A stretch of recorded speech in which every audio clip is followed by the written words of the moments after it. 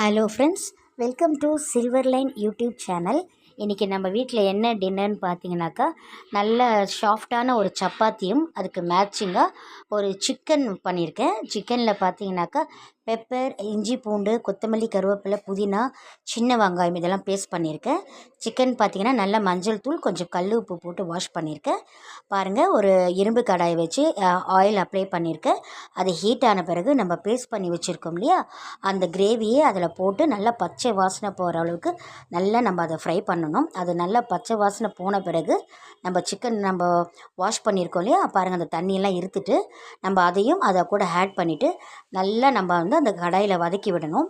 பாருங்கள், பெப்பரையுமே ஆட் பண்ணியிருக்கேன். ஆல்ரெடி நான் கொஞ்சம் பெப்பர் போட்டிருக்கேன்.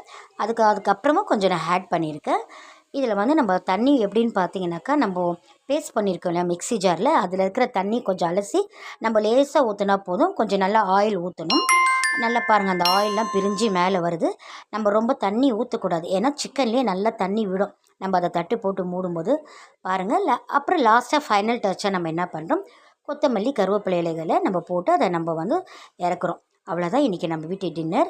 இந்த சென்னை மழைக்கு நம்மளுக்கு ஒரு பெஸ்ட்டு டின்னர்னு பார்த்தீங்கன்னாக்கா, இந்த சப்பாத்தியும் அண்ட் இந்த பெப்பர், கார்லிக், இந்த சிக்கன் கிரேவியை நம்ம சொல்லலாம். நீங்களும் உங்கள் வீட்டு குழந்தைங்களுக்கு இந்த மாதிரி ஹெல்த்தியான டின்னர் செய்து கொடுங்க. தேங்க்ஸ் ஃபார் வாட்சிங் மை டியர் ஃப்ரெண்ட்ஸ்.